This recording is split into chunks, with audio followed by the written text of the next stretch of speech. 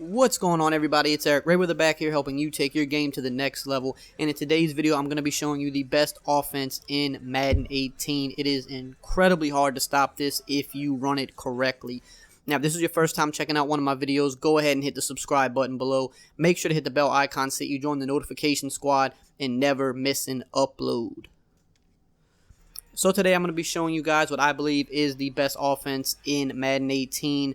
Now, if you guys know me, I switch around a lot. You know, no matter what formation it is, what playbook I like, I'm the type of guy that I jump around a lot throughout the year. It keeps things interesting for me. I like to build new schemes, find new offenses, keep delivering new stuff for you guys, give you different things to look at so that, you're not always getting the plays out of the same playbook or the same formations. So what I'm really messing with right now is the single back ace close formation. Now, don't get this confused with deuce close. It's a little bit different. And deuce close is definitely still one of the best formations in the game, very effective. But the ace close kind of offers something a little bit different. And I'm going to show you what's so great about this offense. It's very, very simple, super simple. But, you just have to make the right play calls and adapt to how your opponent plays defense. And if you can do that, it's extremely hard to get stopped. And this is really good against attacking what a lot of people like to do right now, which is running the 3-4 odd, cover 4, and the cover 3. So I'm going to show you the main staple we're going to look at first is the bench play. Now, yes, it's a very simple concept. They have this in deuce close, but it's a little bit different out of this formation because instead of the tight ends being off the line, they're on the line. The way the wide receivers are lined up, it makes them a lot harder to cover. So basically, we're going to show you just how easy this play is. So most people that run this are going to base the line, and a lot of times they'll play underneath because what they're trying to do is take away your flat routes with the underneath guys and the hard flats, and then the outside guys are going to take away the corners. But out of this formation, it is extremely hard to stop these corner routes from these outside wide receivers. The only way you can stop it is by pressing, but I have something for that, so we'll get to that in a minute. So, as you can see, we read the defense. If they're playing underneath, we just throw the corner quick. We hold the possession catch. Now, this is something I need you to pay very close attention to because Chris Harris is by far the best corner back in the game. I've been really noticing this more lately as I've been labbing. Things that work on pretty much every defense, every cornerback in the game, Chris Harris is usually the one exception that almost nothing works on him. He jumps everything so ridiculously because of his play recognition and his high zone coverage. This is as close as he can get to stopping this. Yes, he gets close. He will never stop it. And I'm going to run it a few more times to show you. He breaks on this very quickly. If you run pretty much almost any other corner route in the game out of any formation, he's going to pick this off. He will not get here in time to stop it. You must hold possession catch because when we hold possession catch, you see how we're falling down after we catch the ball? That makes it very hard for him to make a play on the ball. So I'm going to run this a few more times and show you. In the cover 4, we can do it to the opposite side of the field. It's even easier on the opposite side of the field because even though Talib is the second best cornerback in the game, that's how much better Harris is. Look at how much more open it is on this side of the field. He should be defending this. He honestly should be, but he's not even close enough to it. He's a couple yards behind him every single time. So, just as a pro tip, if you're in online games and you're playing against the Broncos, and just my honest, opinion, I would say always throw to the opposite side of the field of Chris Harris if you can help it. But with this play, it doesn't matter. You'll still get it in there every time.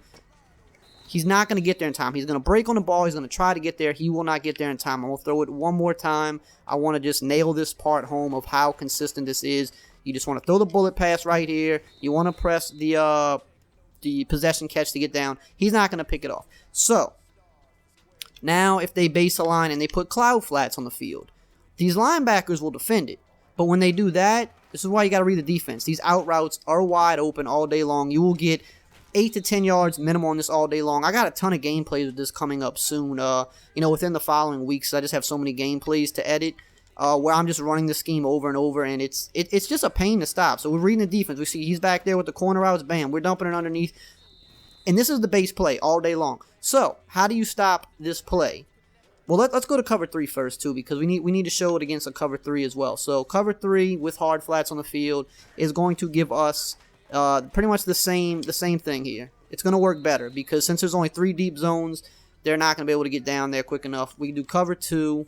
We're going to get the same thing. If they're playing cloud flats in cover 2, our out routes are open all day. And you see Chris Harris, he breaks on the ball beautifully. He's going to defend that out route better than anybody else, but you're still going to get at least 5-6 yards minimal on it. Now, We're going to play the cover 2. We're going to play hard flats. They jump down.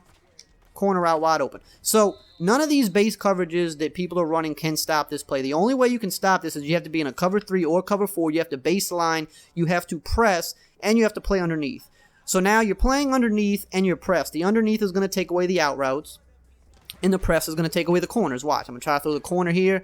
Chris Harris. We got it in there, but it's a lot tighter of a throw. And a lot of times Chris Harris will jump that. So this is the key here. When you see them baseline and press, because not everybody's going to do this, but more the smarter players are going to do this. When you see them baseline and press out of this formation, this is key. Your X wide receiver, this is the one thing with this formation. You need a fast guy here. 94 plus speed. Now, if you're in mud, 91 speed will be fine because the defenders aren't as fast in mud either. But in a regular game, you want 94 plus speed. 95, 96, the better. If you got like John Ross or somebody here, good luck. But we have Bird here. I believe he's like 96 speed.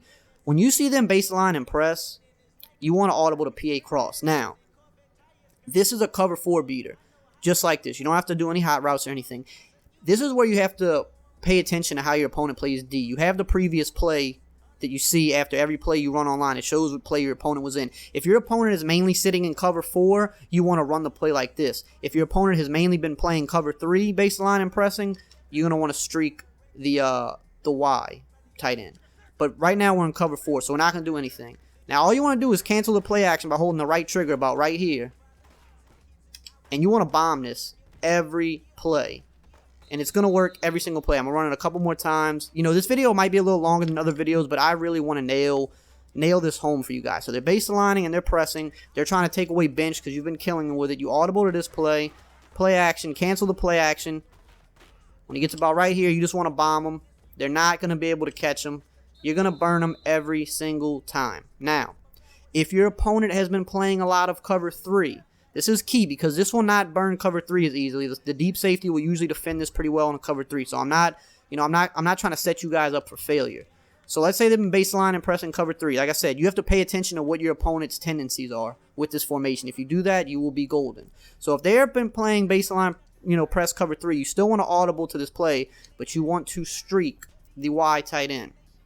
And we're going to look to hit the B wide receiver now because he is what's going to be wide open for us. As he crosses the field, I mean, you can take this upfield, huge gain. Now, that's not the only time we can audible to this play, okay?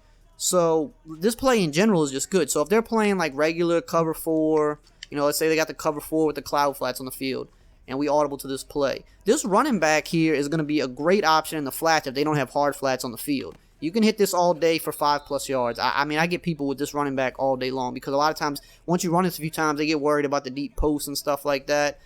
You get the running back underneath all day long. You're in a cover 3. If they don't play underneath coverage, again, we're in a cover 3. Running back is underneath all day long.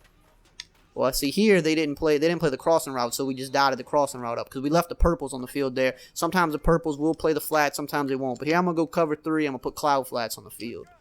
And you'll see. You just want to make this read. Whatever you think your opponent's in, you make this read. Are they playing the crosser? See here, even though I put the cloud flats on the field, he still played that the low route there. So we went to the crosser. One of them is always going to be open. So that's another thing we got with this formation. Now, here is where it really gets good too. So if they've been base aligning and pressing the defense, okay. So here we're going to do cover 4 baseline and press. You can quickly. This is probably one of my favorite things to kill people with when they baseline and press. You want to pull up your audible screen by hitting the X or the square button, depending on which system you're on. Then you want to click the left joystick to the left, or excuse me, the left D-pad. You want to go left on the D-pad, and that's going to bring you to single back ace. The quick audible should always be quick slants. You want to select that, and you want to streak the X wide receiver, and then just hike the ball. Just hurry up. It's so quick. Hike the ball. One play touchdown all day long. This is again why you want a fast receiver here. If they're base aligning and pressing you, that is another way you can kill them. So you're basically, if they baseline and press you, you've got 2 ways to get one-play touchdowns on them. Okay, they're baselining and pressing. I'm just going to quick audible to single back ace. They get out there really quickly. One hot route, streak them, boom. All day long. This is why you don't want to ever press those deep zones. You don't want to do that because you're going to give up big plays. Another thing we can do, we audible to quick slants. Now, this is whether they're baseline or pressing or not. Let's say they're just regular and they're playing underneath coverage, cover 4. We audible to this. We can put both of our outside guys in comeback routes. This concept will beat any zone in the game, and the comeback routes will beat man as well. So here, let's see. They're guarding the flat routes. Okay, so we know the comeback routes are going to be open. When they cut, boom. Easy first downs all day long. This scheme is so simple but so easy. So here we'll go against a cover 3, and we'll play cloud flats. We'll do cover 3 cloud flats. We have our comeback routes on the field.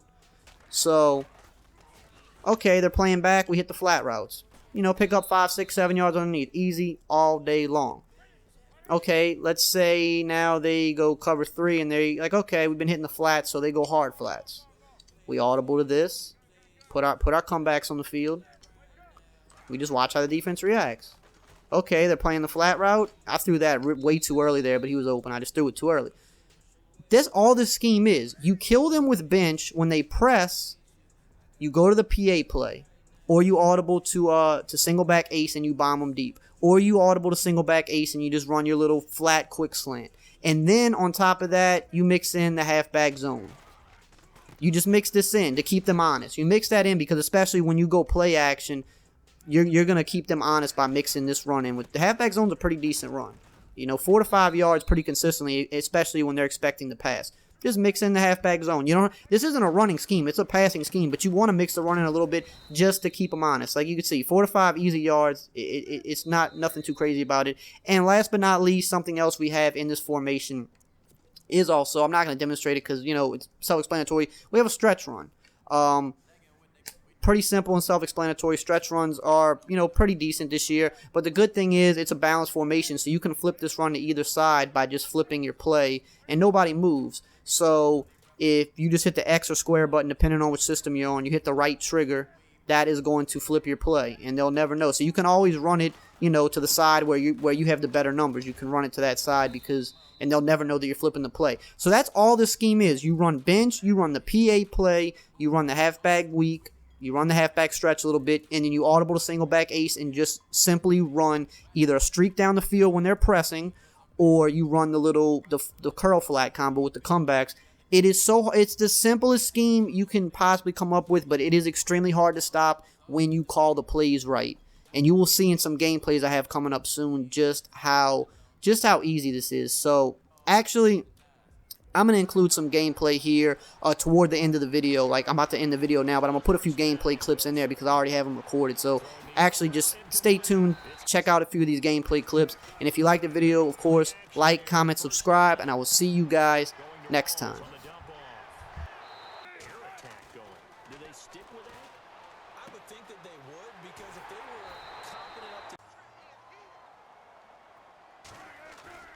Now a play fake here on first down.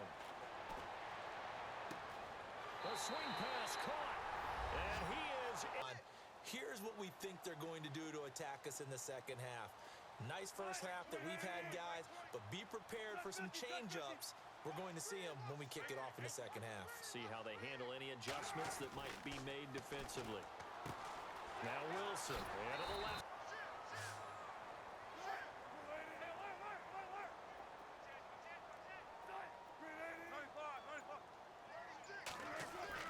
They'll throw on first down with Wilson.